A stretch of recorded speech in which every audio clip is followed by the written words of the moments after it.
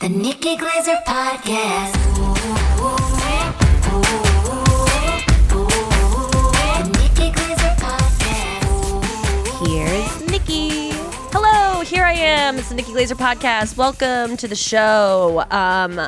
Let's just get right into it. I'm feeling a little stuffy in the head. I have like an ear infection right now, guys. So if I seem just kind of like gross sounding, that's what's going on. But I'm feeling fine, especially because I'm so excited about our guest today.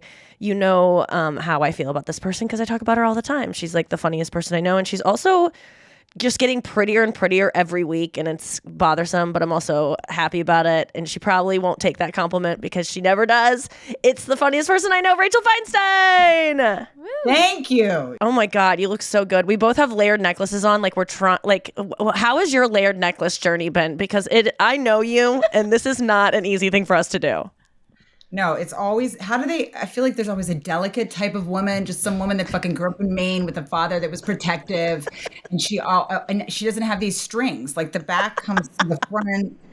And people clean me throughout the day. I usually have like a sticker. I had like a Reformation tag on my dress. I had a tag on my shirt the other day. I was doing a show in, I think it was Burlington, Vermont, and I just bought a new outfit at Urban Outfitters that day, like half price. Like it was like the whole outfit was $15. I was very proud of myself. And then I was wearing a shirt for the first part, and I took it off at the very beginning of my set. Like I took out this t-shirt and I had on this like cute top underneath, and it had a tag on it. And the whole crowd, like I could just feel like they were off. You know, like sometimes you feel the crowd's off and you're like, is something on my face? And they're like, no, you're just not funny. But I could just tell something was off. And then finally I just kind of like was like feeling behind my head, and I was like, oh, this tag is still on. And then they all were like, oh, the relief. And this was 20 minutes later. And I go, how many of you already saw the tag? And they all cheered so loud. And I go, and then later on they go, we thought it was part of the bit. Like, that is not a bit. What was I going to do? That would be a constructed joke. It makes people think that you made up, like that, like some writers came up with this wacky idea. It's hilarious to me. It happens a lot. I mean, you've been on stage. Your camel toe story is one of my favorites. Yes, I was on stage. Thank you, Nikki. I was on stage in Alabama, and this guy stood up in the middle of my show, and he was like, "You have a camel toe." That was a moment in my life that I was expected to just live through and keep living after that. And then this other woman stood up across the room, and she was like, no, she doesn't have a camel toe. You know, I thought the same thing at first. So then it was like a town hall meeting about my crotch. And they all were disagreeing, and it's saying that one woman goes, it's the way the lad is smacking on her trousers. I still think about how she called my pants trousers. Do you prefer someone telling you, like, there's no delicate way to tell someone, in, like, let's say we're at the cellar and we're in one of the booths and we're all like, you're telling a story and we're all engaged and you're like feeling like on and you're like feeling in the moment. And there's no comfortable way for me to tell you have tabbouleh in your teeth without making you feel so insecure. Like I've been trying to perfect a way to tell people they have something without making them without making them lose their spark, because it takes, yes. But at the same time, their spark is going to be lost as people stare at that thing in their teeth the entire story. It's derailed if there's a smear of broccoli on your dumb tooth. Yeah, your spark is already fucking gone. It's not lit. No, I'll take it anyway. And I rely on that service of people cleaning and picking things off me. So at this point, I barely hear like the voice or how it's said. I'm just like very grateful for a team of people cleaning me and rinsing me, you know. I was in a pool with Mark Norman and Shane Gillis, which doesn't sound like the start of a good story, but we were about to do a show together. We snuck into this hotel pool, and like, you know how when you go swimming, like a booger can dislodge and like come down your face? Like a giant booger was down my face, and I'll never, like, it still haunts me that Shane Gillis is like, you have a huge booger. It was just like, for some reason it just made, which is not, boogers are not inherently bad. Everyone has them. It's just you're collecting dust. It's not even like necessarily your own mucus. It's just like the world's crap floating around you and you're sniffing it in. But it is so embarrassing to have a booger situation. But I guess there are some people in the world that just don't have that. Like there are certain girls. You and I both have this like fantasy of these women that have perfect lives and just always smell good. Like I've been saying on stage, no one's ever told me I smell good, because that's true. No one has ever. I realize this. No one's ever been like, like when they hug you and be like, you smell good. Like ever. I always try to imitate like a couple girls that I was very jealous of in high school that just had a natural delicateness to them, and like those fathers that would go, I always talk about how my husband never puts his hand on my back. Like nobody's ever just like, carried me through a room. Like nobody's ever put me in a cab and referred to me as like precious cargo. Everyone's like, she'll get there. Like, you good? I'll see you over there. Your stuff about your husband is so, I mean, it really resonates with me because I have a boyfriend who is very similar in the way that like this weekend, actually, Rachel, there was a victory moment for me because I've been obsessed. If you aren't following Rachel on Instagram, she puts up the funniest stuff. Every single clip of yours is always funny. And I tell this to people all the time, when I see someone who I go, oh, I watch your clips, I need to let them know because we're just flooded with just stand-up clips and podcast clips. Yeah. And it's rare that I find someone I watch 100% of their stuff, but I look so forward to anything you put out because it's always just so cutting and honest and so funny. But you had this bit, and I think if you go back on our Instagram, because I've shown it to so many people, I know how to find it. It's the one where the guy charges the stage. So if you look up the one where it says like drunk guy charges the stage, it's the bit before he even, that's not even the best part of the clip, even though that was funny as fuck how you handled that. And how scary that was, by the way. But even before then, the bit before it is all about Rachel and her husband calling her big guy. That's his nickname. He calls me fucking big guy. And he acts like I'm weirdly insecure because I'm not into that nickname. He's like, I'd get out of your head about it if I was you. Out of my head. No woman wants to be called big guy. I say it on stage, but I'm like, that's what you call like a union trucker. What the fuck? I showed Chris that as a kind of way to be like, hey, like, don't do things like that. Like, hey, like, isn't this funny? Like, you wouldn't want to be like her husband calling her big guy, right? Like, it was me. Do you ever show Pete something to like get him to maybe wake up? Like that Stutz Netflix documentary. I've tried to make Chris watch that the other night, and I kept being like, wait, pay attention. There's this part that you need to see. And he's like, do you even want to see this, or is it just for me? No, never. I choose all of my everything we watch just to change his mind about different things. That's how I decide our entire Netflix thing, because he goes to the firehouse every day and gets dumber because these just imagine having like man sleepovers for half your life. So these guys put all kinds of idiot horse shit in his head. And then I'm like, all right, I gotta have to fucking watch that documentary so I can explain that to them. You have like a list of TED Talks just lined up. He's like, they're all obsessed with privacy, like extreme paranoid, like libertarians. So like during COVID, just to fuck with him, I told him that I was like, listen, just so you know, Cuomo wants us to put a siren on our door when we have COVID. Like they drop it off and they pick it up later. And he's like, I'm not putting a fucking siren on my fucking door. That fucking asshole can go fuck himself. I'm like, I'm sorry, but the contract tracers, they just drop and it just says this is a COVID home. It's just a small rotating green and red siren. I was like, we have to do it. I think we get arrested just to piss him off for half a day.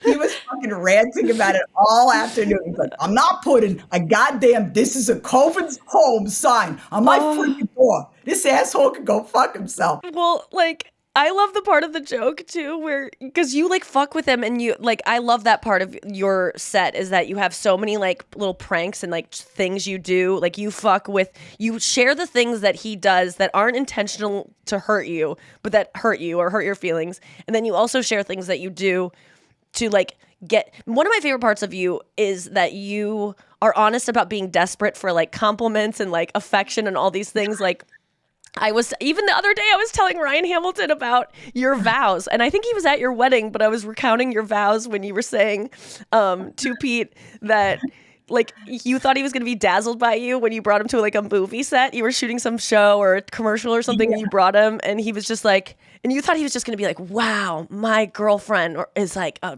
big star and I get to be on a set. And he's like, humiliating thought. Yeah. I was just seeing him across the room. Like I was shooting this commercial, and I was like, I thought like he's looking over at me thinking like, that's her. Like that's what she does. It was such a humiliating thought. Like sometimes I'll have a documentary of my life playing with thoughts nobody's having about me. It's like, she was always hanging with the guys, but still like she was a woman's woman. It's like, no one cares. Like I'll be at the cellar, like really razzing the guys, and I'll be like imagining how he would see this. And then the guy never sees me that way. They're never. like there's a booger on your cheek. So he was like literally across the room. I'm shooting this commercial, and in my head I was like, what does he see when I'm like doing this? And he walks over to me. He's like, can we get back to the room? This is fucking weird. It's taking forever. He's like, there's good snacks there? Like, didn't give a fuck. You know, like didn't he ask where Crafty was? And you go, how do you know what Crafty is? And he goes, I've been on a set before, babe. I played a goon. He says the weirdest shit to comedians too. He'll be like, he knows certain phrases, but he doesn't understand it. So God. he'll like be in the green room and it'll be like, there was somebody opening for me and it'll be like, hey, how much time do you have? And I'm like, don't ask comedians like how much time they have. It's actually weirdly insulting. The thing with him that's fascinating is that like he really doesn't give a fuck because emotionally he's a desert. Like, and he doesn't think about what people think about him, which would be so relaxing. Dude, do you ever think about what your life would be if you didn't have that? Like, because you already have a piece of that. To be able to go on stage and talk about yourself so vulnerably, like a lot of people look at you and go, wow, she doesn't care what people think because you're just which is a compliment. I love when people say that to me, like, you're so brave. You have so much confidence. I'm always like, oh my God, it's the opposite of that. But I'm happy they think of it that way. What next level thing could you be capable of if you didn't care what people think? Like, do you study him and like get to like kind of see what that would be like? I do watch him because like, I mean, oftentimes he's doing something that's like humiliating to me. Like he'll meet somebody for the weekend on the road and it'll be like, he's a thing where he says people's names a lot to them because he doesn't know how to like socialize normally. So he'll be like, Craig, great weekend. Good to meet you, Craig. You're a solid guy. And I want to say thank you for all you've done for us this weekend, Craig. And I'm like, his name is Jeff. You dick. His name is Jeff. And he's zooming away, doesn't give a fuck. Like, I'm like, do you want to say something? He's like, yeah, comes out in the wash. Like, I'm like, that's not the proper use of that expression. Makes no sense. It's funny he cares enough to do like a Dale Carnegie method, like how to win friends and influence people, say their name a lot, but then he fucks up the name, doesn't care. Yeah, that's how he communicates. It's all like based on like books he saw. He wrote a paragraph on how he was supposed to interact because the rest of the time he's just thinking of like fires and like building codes. So like the titles are like exhausting. They're all like how to get to the top of every mountain. They're all about winning, like how to manipulate people at parties. Oh my God. I saw Rachel's Hour last month in LA and like she's probably one of the only comedians that I would take time out of my life when I don't have a set to like I ended up picking up a set that night, but I was already gonna be there, and so I was like, oh, I guess I'll go next door. But I was already gonna be there to see you. I was like, I'm just gonna go enjoy comedy. And Chris and I laughed so fucking hard, and I was hoping that he would kind of hear the big guy thing, except that now we say big guy. Like, I know that's so lame to like take someone else's joke, but like and make it your own as a couple. It's not even lame. It's cute, I think. I'm always so flattered when people do that with anything, when they reference a joke I made like 4 specials ago. And I'm like, oh my God, I forgot about that. But we always, now when he comes in the door, is that big guy? Is like that, just like, it's so funny, Rach. And but this weekend I kind of stole out of your playbook because what I like about that joke is that you actually add on a part where you said you were so happy when he first saw you do that joke on stage. And why was that? So excited because I was like, oh, now he's going to get it because it really did well. And I was talking about how I walk in the door and he's like, is it big gay? And he always says it with this like wacky confusion, like it's anyone's guess who it can be. Yeah. So I talk about how insulting it is. The crowd laughs. I walk right over to him and I'm like, well, he goes, what? They fucking loved it. I'm like, no, they're laughing at you. It's at you. They're laughing at how sad it is that my husband calls me big guy and how unfortunate that situation is for me. But he thinks it's like, that was because this weekend I was doing this bit that I wrote years ago about trying to get my boyfriend to compliment me. And I would like, prance around naked in front of him, trying to get his attention to say anything about my body. And he one time looked up from his phone and he just goes, body. And then he looks back at his phone. Like he just said, but like, that's all he could give me. But to get into it, I said something that has been like a little bit annoying me, but like not big, but because I do it too. But I think it's something that like prevents us from being closer, is that we don't say I love you or like, what are you doing tonight? Or like, I can't wait to see you. We talk in third person. He goes, I miss a gal. A guy misses a gal. A guy loves a gal. Like it's always like telling a story of like, a Jack and Jill went up the hill. Like it's always, but the audience laughed so hard. And I was like, thank you for understanding how this is a problem for me. Like when the audience gets it and you share something like that and they respond to it, you're like, oh, good. Like I'm not crazy to be a little bit like disappointed that we both can't say I and you. It's so satisfying to have them agree with you. It's like our Yes. little final arguments to the world stand up. It's just like we rest our case, but then Pete will see me talk about him and he's just like, what? They loved it. All he knows is that they liked the bit. He doesn't analyze He doesn't know what that exactly like. What? It he was thinks- solid. It was a good job right there. You're welcome, babe. I'm like, no, but he doesn't understand the irony, so he only gets worse. And I keep sending Rachel and I have both expressed to each other in private conversations of like how we like that tenderness, like that slight back, like lower back leading you into a room, just that protective gentleness that we've really never gotten from any guy, not just our person we're with now. But I will just send Rachel pictures of like people in public that I see that are getting that, like women. I've probably sent you like 5 or 6 different iterations of that gentleness just to be like, because I feel so alone in like really wanting that so badly that I feel so good when I'm like have someone to send it to of like, I know she will feel the same yearning that I feel for this. Always. I want to talk about it when we get back from break, but have you seen the Harry and Meghan doc? I was about to say, they always say he was very protective over her. He was always concerned for her safety. I'm like, no one's ever been wondering like what I'm doing over there, how I'm no man, they're always like, she's good. Well, that's because his mom died, and so he's like scared she's gonna die in like some kind of free. Like I think that's probably part of it. But I want to get into that a little bit more when we get back from this break. Here with Rachel Feinstein on the Nikki Glaser podcast. We'll be right back after this. All right, we're back. Okay, so did you watch the Noah as well? Have you seen the Harry and Meghan Netflix docuseries? Just saw the controversial clip that everybody's talking about. The one where she's doing the curtsy. Yes. Oh, it's so good. Rachel, have you seen that? Every frame. Oh my God, how good is his face in that? I put it on my story yesterday, you guys, if you want to check it out. Or actually, it'll be gone by now. But I saw that when he was doing that when she did that curtsy, and he was furious. Oh, he looks to the side like, is this almost over? Which by the way, I know that men have made that face next to me a million times as I'm acting out something that I know. By the way, she knew that pisses him off. Like that was such a perfect interaction of a couple. So if you don't know, she is doing an impression of how she curtsied the first time she met the queen, because she thought she's making fun of the royal family and how dumb all of this stuff is. And she is right, by the way. It is all dumb. All this pageantry bullshit, it's dumb. And she's making fun of like how they taught her to curtsy, and then she meets the queen and she's like, and I literally went like this, and she bends down to be like, oh, like and curtsies. And it's so slow and awkward. And he's sitting next to her in this interview. And he looks over to the right to kind of look at a producer like, ugh. And then he looks down, like his face goes through so many different emotions. Then he tries to smile to get out of it. But she was doing that because she knows that pisses him off. Do you agree? Like, I know. Now that you say it, that makes a lot of sense. Why do you think that? It was passive aggressive because listen, she knows she's right. This is how I feel whenever I just mouth off about being a vegan. I know I'm right and no one can fucking really prove me wrong about it. But I know it upsets people still. So it's like there's a part of me when I'm in like a certain kind of mood where I'll go off about something that I know that someone won't. Yes. You know what I mean? It's passive aggressive, like perfectly. And she knows that he grew up with that. And so he's deep in his core. He does feel like that's the right thing to do, to curtsy, and there's nothing wrong with it. But he knows logically, because he's a smart man, that it is stupid. That he knows she's right.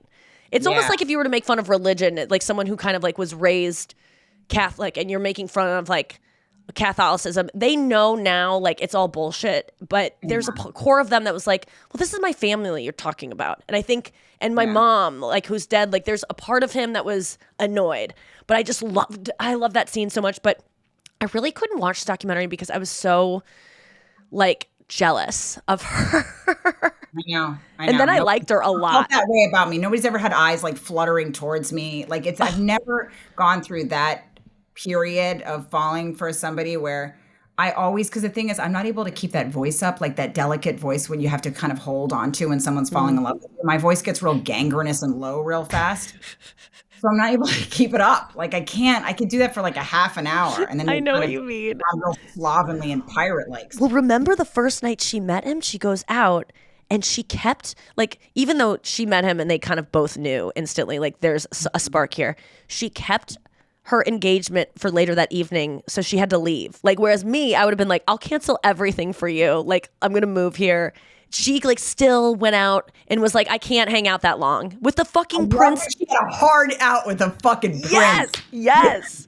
This girl's masterful, and I am team Meghan. I used to not be a fan of hers, and I know it's because of what the press put out there. Like, I am now such a huge fan of hers. She is so smart. If you watch the documentary, this girl was already she was Princess Diana. Like, she's already doing humanitarian work when she was just on Suits.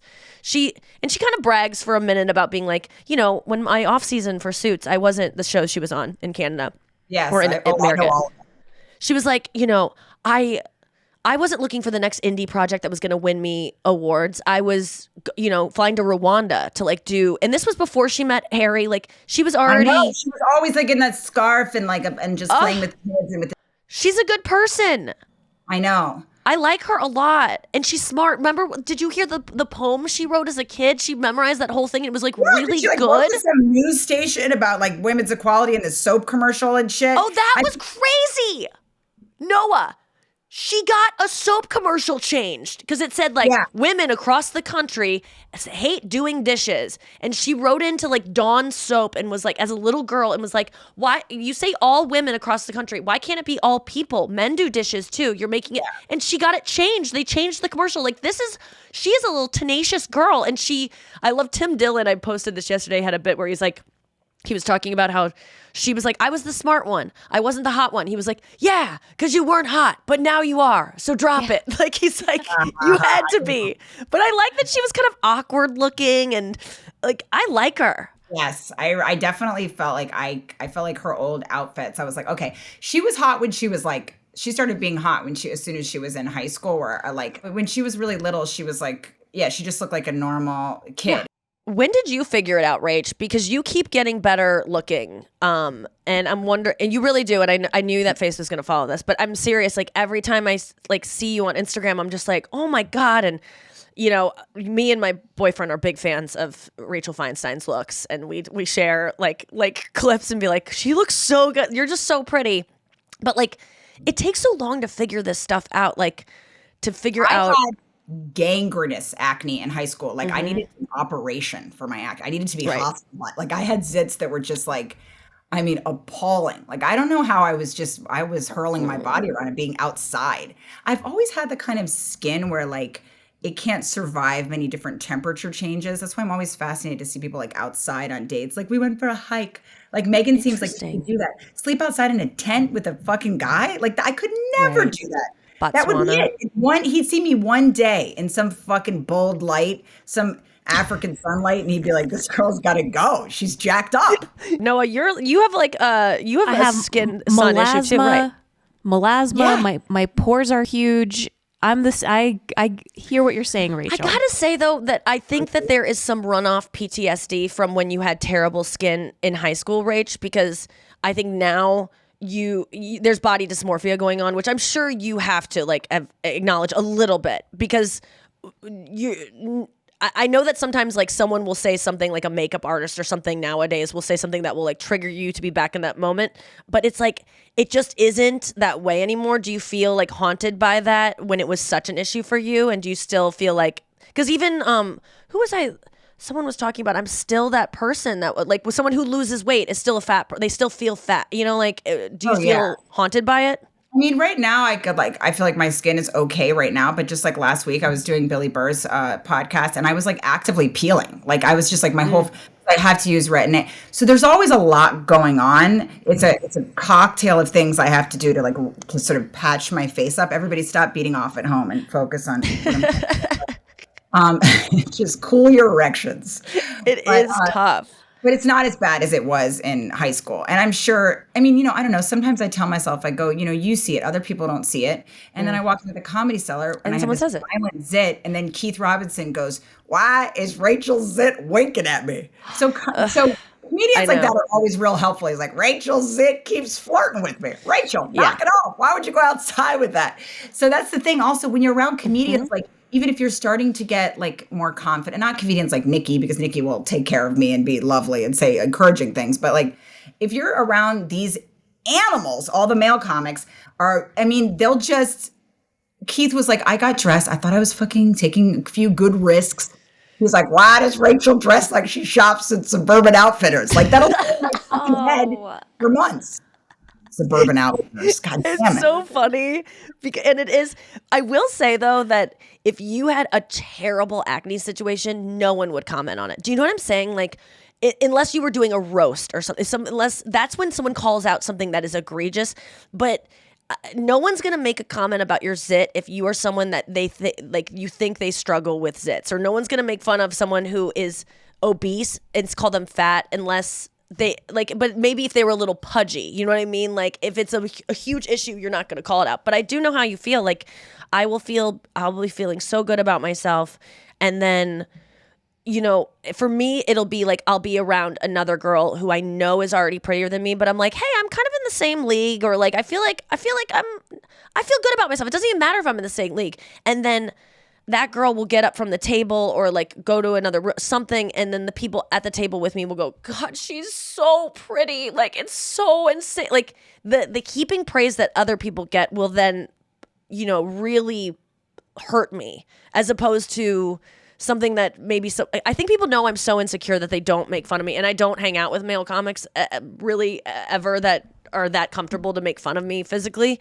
I mean, you're so absurdly hot. I've like studied just a thigh in a picture, just trying to like understand how a thigh can be constructed. I have my dad's legs. Like this, I realize the stuff that I get complimented for, where people are like, "Oh my God, what do you do with your legs?" And I go, "I just was born like." So many things you're just born with. You're not doing anything. Like I do want to know like what people are doing to their faces when they do really change radically, like what kind of facelifts. I'm studying all these things. But the things that people go, Nikki, you have the best legs. I won't take the compliment because I didn't do anything to get them. I have my dad's legs. Like I was just born with them. So I can't even take the compliment, which is dumb, because if I worked for it, I'd go, well, I just worked out. That's all I had to do. It's not even really me. You know, like I can't, some way I'd figure out not to deflect it. But yeah, it's just, I feel like every day is, it changes of my, it's more consistent now of like, since I've doing these mantras of like, I approve of myself. I approve of myself. Like I've been saying that a lot. I always think about what you also say about like the girls that you think look really good. They can never hear it enough because they all work so hard on it. Not that it's good to keep, you know, feeding that, but I'm just saying like, you know, the girl that you think like, because people look at you and they're like, she's like absurdly or irrationally hot. But you always point out that the girls that look like that, they're putting a lot of work in. So they do in fact need the compliment, or they'd welcome it at least. So like, yes, you know, because they're always just like caring more. It's my prettiest friends are so desperate for compliments. And I'm always just like, but it's a given. And so I sometimes just have to convince myself, oh yeah, that's why people aren't complimenting you. It's just a given, Nikki. But there are times though that I would like to like be able to not be like, we also live in a culture where if I'm like, I look gross today, people are like, no. And it's like, but sometimes I do, and that should be okay. You know what I mean? Like the idea that it's like, no, you don't say that. It's like, I'm not saying I don't deserve love. I'm just saying I look haggard, and that's just a fact, and that it's okay. But people go, no, you're beautiful on the inside or whatever. You know, it's just like, no, I can just be gross one day. It's okay. But it's, you know, you still struggle with it. I was on Deux Moi the other day, or a couple weeks ago. Do you know what Deux Moi is? No. Okay, so it's like this Instagram account where they just do gossip about celebrities. I'm sure you've heard of, or like maybe been sent something of it. But it's all like people just write in about celebrities. Either like they're friends with someone who's sleeping with a A-lister, or like it's just all gossip, and it's all blind items where it's like sometimes they'll say the person's name, but it's just all user submitted for noodling at, you know, something. Yes. I always think I would never do those things. Like, so I'm like, I should start going to Magnolia so people would write. No, there really are 5 restaurants you can go to, and you will see so many celebrities every night with someone, or like, you know, just like cackling like at, you know, some sort of day drinking at like some perfectly impeccable fucking place. Yes. Well, Rachel, you and I could absolutely submit to Deux Moi. Noah, you as well. Like the things we know about celebrities, like this is who's submitting is like friends of celebrities who have inside scoop. And so they'll report about affairs happening, like or Rachel like choking on her water at a Soul Cycle. yes. That is literally what happens. Choking on her water. coughing up phlegm in a filing space. Well, I've only been on it a couple times, and when you get on it, you're kind of like, oh man, I'm someone. Like the fact Well, that what my did name they would say about you? What were your things, Nick? Well, one of them I won't even say. It was like ages ago, and I was like, whatever. That one I'll skip and maybe talk about it another time when I have more distance. But then there was one the other day where it's Deux Moi, DEUXMOI. And on their Instagram story is where everything goes down. Their page itself is nothing, but Deux Moi, the Instagram story. And she posted like, tell me about celebrities' weird foods you've seen them eat. Like, and so people are just submitting like every single, they saw Sean Penn eating a hot dog without the bun or what, like they'll just like say, and someone wrote, Noah, what, you have the exact phrasing? Yep. Saw Nikki Glaser dump an entire pepper shaker on her seemingly dry salad. Okay, so I got a lot of people writing me about this and screenshotting it and being like, oh, busted. There is so much truth to this. I love pepper, always have. As a kid, I hated the taste of scrambled eggs, so I would dump all the pepper on it. You couldn't even see egg. I love pepper. I can handle it. It's not too spicy. I used to do this on salads a lot. I think this is probably around 2018 someone saw this. But the dry salad thing really bothers me because this sounds like an anorexic person, which I definitely do have anorexic food tendencies, no question, because I was for a very long time, and some of them have carried over to just things I actually like. But a dry salad, I do not have dry salads. That is something that is a deprivation thing. I think anyone who says they like dry salad is lying. They're just trying to like avoid calories. That is not something I do anymore. If it was a dry salad, it's because they didn't have vegan dressing or any dressing that I liked. Like they only had like ranch or something. But I would so I would never do that. I just want to clear the air on that but it just upset me because I was like, it just sounded like if I read Scarlett Johansson did that, I'd be like, oh, fuck, she's like it makes dieting. You sound like, I get it because like the person that does that makes them sound like a little bit. It's not a good Crazy. look. It's exactly crazy. But I feel like I've never seen you eat a dry salad. You have the most specific orders, and I feel like Nikki, a lot of her friends, they're all very hot blondes. That eat like a lot of tabbouleh and grains and need certain sauces on the side and oils on the side. And whenever I'm with you guys, I try to imitate your orders. I'm just like, we all have histories of eating disorders. So we all have like these very specific like things but I love sauces. I love dressings. And but you do have dressings on your salad. But I definitely do. You like shit. Like it's very cute. It's like the way Meg Ryan would order when Harry Met Sally. Yes. It's obnoxious, and I'm sure it is like a talk of the cellar, oh, Nikki's fucking order, because the whole table is filled with different sides of things. I tip very well whenever I'm this demanding. I've gotten more lax in my older life of like, okay, so they put it on the salad. Who cares? Like, it's gonna be more than I want, but like, just eat it. Like, just eat what they give you. But yeah, it made me realize though. Very well and take care of everybody and are very lovely. I am also so annoying in stores and restaurants. People can tell immediately I'm from New York when I'm in LA. It takes them 2 fucking seconds to be like, oh, you're here from New York. I'm wearing like a black fucking cape. And what are some of your demands? Where do you like shine when you're like in that way of being I'm too always demanding? in a rush, and I try to act like I'm cooler than I am, and I never really fall in sync with that LA way of speaking, that kind of like, hey, like the conversation before the conversation, like. Oh God! So I feel like there's a fucking little. I just sound impatient. I sound like a twat, and then I try to overdo it after with the compliments and the tip. But I'm apologizing for how the whole time I am. Yes, I feel the same way about this conversation before the conversation. My boyfriend early on in a relationship coined Glaser exits, which is like as soon as I want to leave, I just go. I don't do a whole thing of like, I think I'm probably going to take off. I don't even know how that works when people just kind of put their bag on their shoulder and kind of like signal to people they're going to leave, or they need to like announce they're going to leave and then talk about leaving, like and then genie or like a fairy godmother. Nikki's out like in a I just go. And it's not because I'm like, oh, I got offended and I need to leave on a dime. It's just like when I want to, everyone has a moment where they go, I want to go. And I think most people go, I'm going to be like socially more acceptable and ease into the going. I just go, and it's not an insult to anyone. I just want to go. And it is hasty, and I do know that people get like triggered by it because of the abandonment issues, and it's probably a little bit of my own thing of like I don't like goodbyes, so I just kind of want to vanish. It's a good fucking Irish exit. I respect it. I like it. Thank you Yeah, so no, much. it's a fucking wrap. I always call an Uber to get out because I don't know how to say goodbye to people and I over That's apologize. good. I do that too. Then I show the Uber screen. And I go, oh, he's here. Well, speaking of, we got to take a break and we'll be right back after this. All right, we're back with Rachel Feinstein. You can see her on New Year's Eve at the Punchline, Philly Punchline. Is that right? Helium. Helium in Philly. Helium. Don't go to the Punchline. Please don't. Helium in Philly. That's a good club. I love Helium. I do too. I'm trying to figure out where to shoot my special. I've got to find a theater with like lower Ooh, ceilings. yes.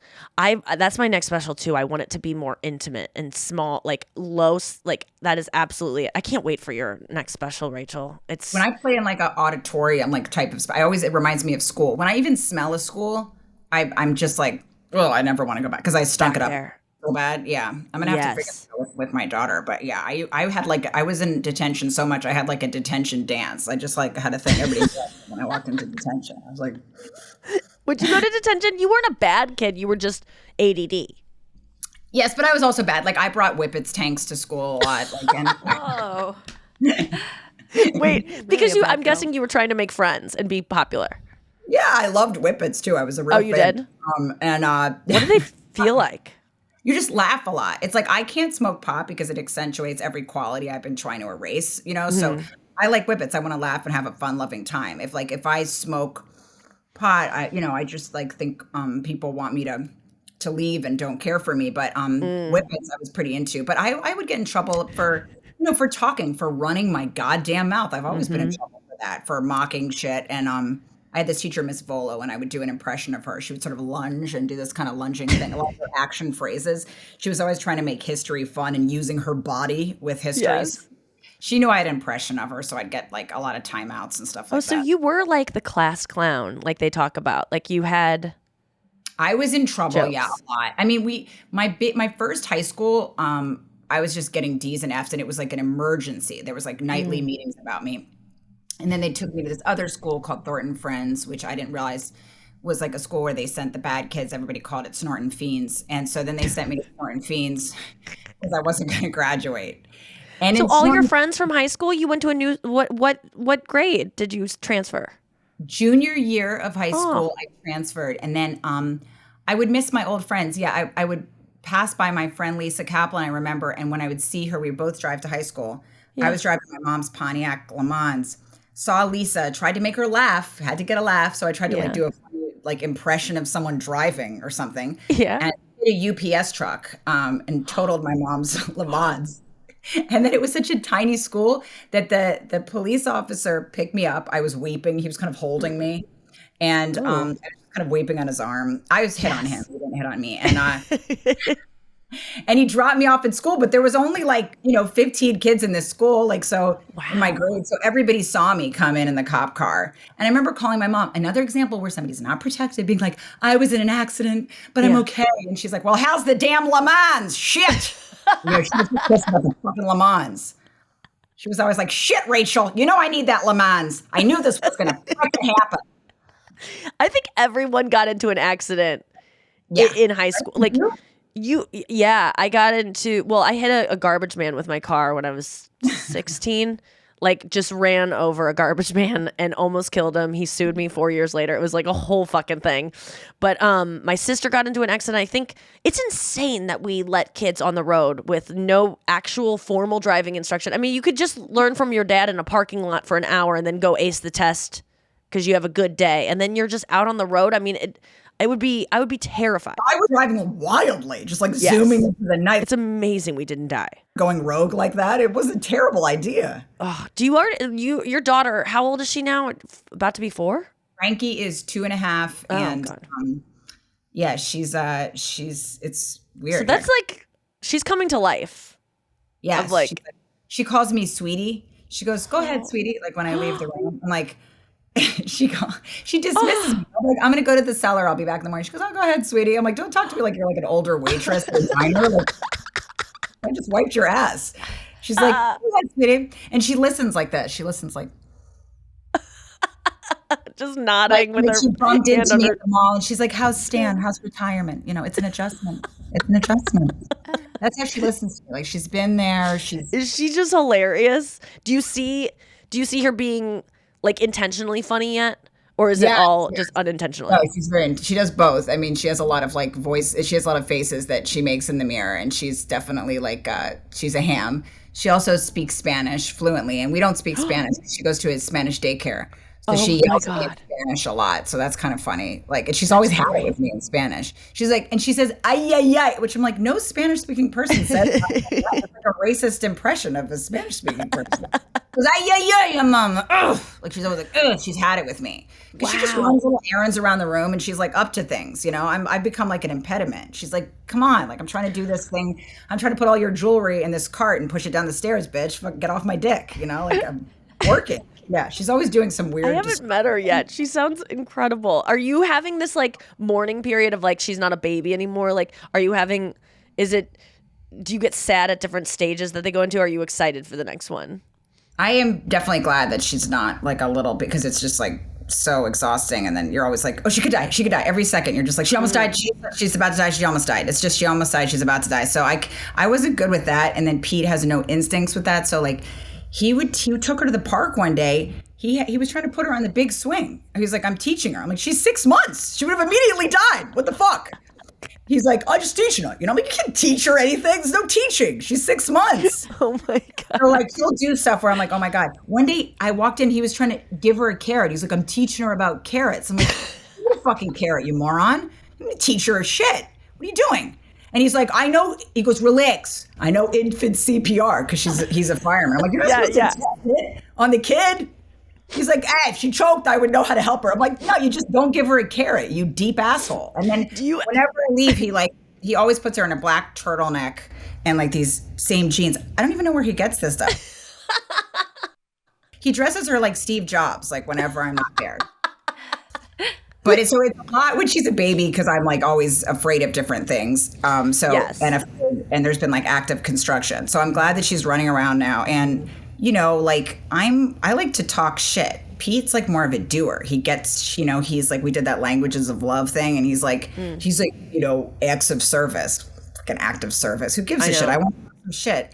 So when he was little, it was like he was good at the changing the diaper, like all that kind of stuff. I like to talk, so she can hang now. She like says some funny stuff. It's entertaining. It's more fun.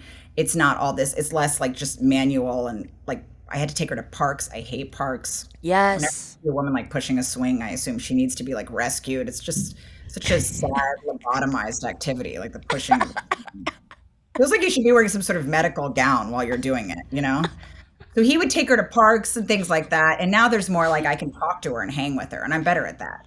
Yes, that's where I want to come in as a mom. It's like I love that now that my sister's kids are like, I like talking to them. I like when they sit down to draw and I get to like hear what they're drawing and ask them about it, and like that is like my favorite time. But like doing things, that's such an interesting thing. Like the love languages, like I don't. And I like buying gifts for them. I like buying gifts and I like talking to them, but I don't. Yeah, that's the fun part. But I was actually like you talking about like the CPR thing. Like, are you haunted by things of like this could happen and then what would I do? Like, do you run a million? Is it constant stress like that? Because even last night I was like, I live alone. Like, what if I start choking? Like, what would I do? And I was like running through like what I would do alone. I think I would survive because I came up with several scenarios of like, you know, hurling myself over a chair or just like thudding into the ground, just chest first. But like, I if I start doing that, like there's 1,000 scenarios where you're like, what would I do? And that's what makes me kind of worried about being a mom is like over worrying. Or becoming someone who over worries. Like, she's gonna hurt herself, but for myself, I don't really worry. I don't think about death too much. I just worry if people are mad at me. Yes. You know, like I think much more about that. Like I've never think about death because, yeah, again, it's just I'm too vain in other ways. Death might help you with people being mad at you. Because everyone's gonna die. The other day, my friend was worried someone was gonna be mad at her, and go, just know that their thoughts about you will be vapor someday, just like everything else. And helpful. she was like, oh, that helps. And I was like, that does help me when someone's mad at me. I'm like, their brain is going to shut off someday and every thought they have about me will go with them too. But I know what you mean. Really helpful to merge those two, because I feel like when people were really worked up about in the beginning when COVID was like much more dangerous and stuff, and everybody was, I was so annoyed because I was like, I don't care about germs. I don't want the germ people to be right. Like, oh God, you're so right. let it be a genre I enjoy, like true crime or something. I don't live in a pandemic movie, like pandemic films. Like I don't care. Yes. Final thought. Yes. I don't give a shit about germs. I don't care either. Yeah. You and I are so on the same page about this. Like when people go, yo, you got to wash your hands after, like, I'll do a meet and greet and then I'll just go right for my food after shaking literally 250 hands and having people like kiss my face, and I'll forget to wash my hands. It's just, but if I touch a dog, I can feel the dander on my hand. If I feel something actively on my hand, I will wash my hand. But if I don't feel it, if I can't see it, I don't care. And it's probably why I'm sick right now, but I rarely do get sick. But yeah, I totally relate to that of like, COVID made me, everyone was washing their groceries and like wiping down things. And that was a real struggle for me to like pretend like I was doing that shit. Yeah, I don't give a fuck. I didn't do any of it. I'm a gross one. I apologize if anything, but I'll sip off anybody's drink. Me too. Remember my brother was like that too. I remember one time I was at this pizza place visiting him in Boston where he went to school for college. Yeah. And this drunk guy came up, just like some drunk like frat fuck, looked like he just like graduated from like rape tech or some shit. And he walked. We're eating pizza and this guy walks up to the window and my brother holding a piece of pizza and he walks up like this. My brother instinctively knew that the guy wanted to pretend like he was licking my brother's pizza. They gave like a quick like thumbs up. My brother put the pizza up to the window and the guy was like, and he just licked all the way up the window just to ironically eat my brother's dumb slice. And they both were like, ah. And I actually related to that moment. I was like, that is a funny thing to do. And it wouldn't even consider to me like how rancid that was. When something drops on the floor, like we were at a show, and I think I've said this on the podcast before, but I dropped my Invisalign on the floor, and I picked it up, and I was about to go on stage, so I took them out. They fell on the floor, and then I just put them back in my pocket. And Chris looked at me like, "No, you gotta wash them." And I go, "I'll wash them later." And then later on, I put them back in, and he goes, "No." And I go, "It doesn't. I can't see it. They didn't fall into a pile of vomit, so it's gonna be okay. I just don't care." I remember one time I was on a trip with my sister, like 5-day trip or something, and I forgot my toothbrush, so I was just using hers when she wasn't, like, to brush my teeth like every day, at night and morning, because I kept forgetting to get one when we would stop at a gas station or whatever. And by the end of the week, I remember at one point we were both brushing our teeth together, and so she caught me not having a tooth. She was like, "You don't have a toothbrush?" And I go, "Oh, I forgot mine." And she goes, "What have you been doing all?" And so I had this like weird moment where, do I tell her I've been using hers, or does she just think I'm gross and haven't brushed my teeth for a week? And I had to tell her. She was horrified. Yeah, I don't care though. Like, it's, first of all, that's a little bit gross. I get it. Like, I get why people go. He wants me to stop. I use his, and I'm like, you do. Yeah, you make out with him. But I exactly. He does exactly. But I've always been like that. Nobody wants me to mix my stuff with. They're always like, put your pile over there because they know it's rancid. Yes. He's always like, you lay off my stuff. Like I'm always as soon as I touch people's things, there's a certain vulgarity to them. I remember this lady once saying one of the things that hurt most when I was on stage. I'm not name dropping, but I was playing at like the Hebrew Home for the Aging in the Bronx. I could hear this woman talking about me, and two things that always stayed with me. One woman goes, "Something must have gone wrong in the early years." I was like, oh my God, that's so fucking accurate. She had a pin on her. I'll never forget this. She had a pin on her and she was violently shaking and so disgusted with me. And I thinking about how much energy it must have taken with fucking shaking like that to get that fucking pin dick in the nursing home or whatever pill on her stupid lapel, and just only to come downstairs and be so enraged by me. She had fucking a perfect like Aquanet sculpture, peach sculpture on her head, and she's just sitting there like, something must have gone wrong in the early years, like just disgusting. Yeah. And she also said, I'll never forget this lady. She's probably died during my show, but she goes, I was in the middle of my set, and she goes, "There's a vulgarity, not just in the language. There's a general vulgarity." Not just in the language, like a general just stench. She fucking had me down. I'm like, fuck, she's right. God damn it. The worst, whenever someone asks me, like, what's your worst heckle? The only thing that ever has stuck in my craw is one girl, a hot girl in the front row going, ew. Just any kind, like, that's just an ew from a attractive person. More than anything, like, more than you're not funny, you're not talented, you're whatever. It's just an ew of, like, no one needs to know that. Like, you're kind of oversharing. Like, you know, if I'm eating dinner and, like, part of my food falls onto the table, I'm a clean plate club person. Like, I eat everything that I like and it will all get eaten no matter what. I've never had like to-go containers in my life of like, I'd never taken home anything. It all gets consumed. I will, but depending on who I'm eating with, because I know people are so grossed out by like, it touched the table. I'll like wait till you look away and sneak the piece of food back on the plate so that I can eat it. But I will not. I respect people so much who like if something falls off onto the table, they're like not going to eat that and they like put it on the side. I could never do. It's like a bite of food that I would want. I could never do that. I want to eat the way priests serve that little Jesus cracker that they give Catholics, the little like Jesus Cheez-It thing. I love the way they lower it. Cheez-It.